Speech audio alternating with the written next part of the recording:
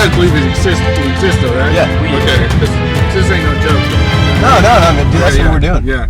Okay. This one time I was walking way up the middle of Tishtang Creek, and I was walking up the middle of the creek against the wind because I was hunting. You know, because I set net right there at Tishtang Creek. And I was probably about 15 or 16 years old. This is about 95, 96. And I was walking up the middle of the creek against the wind. And then I got probably a mile and a half, 2 miles up the creek. It's real rural area. There's no roads in there, nothing in there. And it was right after a big high water that year where all the creek bed was all eroded to where the sides of the creek were just square. There was no trails going up and down it. Okay. And I seen this black figure. Like I came around a turn and it was wide open, and there was this pool over on the side of me, a great big deep pool, and there was something splashing in it. And I looked, and it was a black figure, and it took off running. And the erosion on the bank was probably about this high to me. I'm 5'8". It was shoulder high to me, and the figure ran up. It jumped up onto the bank without having to crawl or anything. It jumped literally up onto the bank and ran through a bunch of alder trees, breaking the branches as it went. I mean, it just broke the branches. I pursued. I had to jump up onto this beaver den and then over to the on top of the thing, and I still only made it like this and had to pull myself up onto the bank. Okay, I tried to pursue it for a while.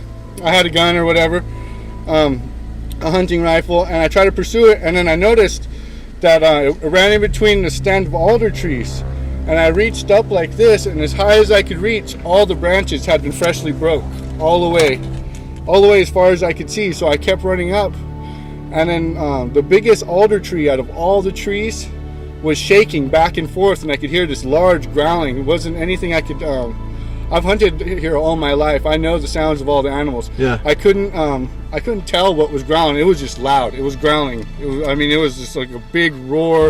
It wasn't a bear. It wasn't a mountain lion. It was this huge roar, and I looked up, and the biggest alder tree in the entire creek bed was shaking back and forth. So at that point, I just kind of backed off and stopped pursuit. But on my way back, I did look at the alder limbs more, and they're all freshly broke. They're all laying crisscross on the way down, and they're all broke as high as I could reach, and in a perfect path. I mean, the path wasn't there before. It was just a cleared out, streamlined path all the way through. You know, there was like low underbrush, like sticker bushes. Those low sticker bushes, those were all wiped out, and all those alder branches were wiped out as far as I could reach high. And you just saw a trail just right through there. Just right. I mean, he just ran straight through it. There's Hoope legend that, you know, Bigfoot used to be around and he was peaceful until man came and started hunting him. And so, you know, I kind of sat there and I thought about it, and I was like, you know, that's the only thing that could have broke a trail that tall up, you know what I mean, and ran that fast. And that eroded bank, I mean, the eroded bank is square because of the erosion. Yeah, and there's no trails up and down it. It jumped, you know, like I'm 5'8", it jumped, that bank was shoulder high to me. It jumped up there on a single bound and it was gone. And it broke straight through those alder branches that were about that big around. You know, and there's alder tree on each side all the way down. And it broke all straight through those branches, like not even slowing down. Bop, bop, bop, bop, bop, bop, bop, bop, bop. Those branches broke. And a human couldn't do that. No. A human would have to work through it. A human would have to work through it, and the tallest guy around here wouldn't have been tall enough to do it. Yeah. You know what I mean? To break stuff that high. Did it freak you out a little bit? Well, I was scared, but at first I was curious. Yeah. But when I got up there and I heard the growl and I seen the largest peak of the tree, this one tree, like see that tree over there? It's poking up higher than the rest? Yeah. There was one tree like that, was poking up higher than all the rest of the trees, and that's the one that was shaking back and forth when I heard the roar. He stopped, he's growling, he's shaking the biggest damn thing in the forest. I'm thinking I better just go back. So that tree that was shaking, you couldn't see the base of it? You could just see the top of it? I could just see the top of it, probably 150 yards up the creek bed. Wow, so it was like this thing was telling you to stop chasing. To go home.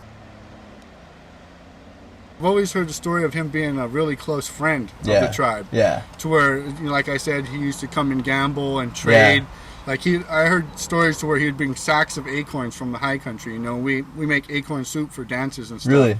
And we eat acorn soup. And I heard he would bring sacks of acorns down and stuff, and then down here everybody would be fishing, and he would take home fish with him. Because it's probably harder to catch. Yeah, because he didn't get salmon up in the high country, only trout. Yeah. And so I heard stories of that, but I've never heard a creation story Maybe. Yeah, I always heard he was kind of his own person, and more of a person than an animal, mind you. What? Like, you know what I mean? To never get captured by a camera. I mean, he'd have to be. Yeah. Well, very intelligent. Very intelligent. Yeah. Nonetheless. And there's even stories of him speaking ancient Hoope and Yurok dialect. You know, to be able to trade with the people, to be able to converse. Yeah. Yeah.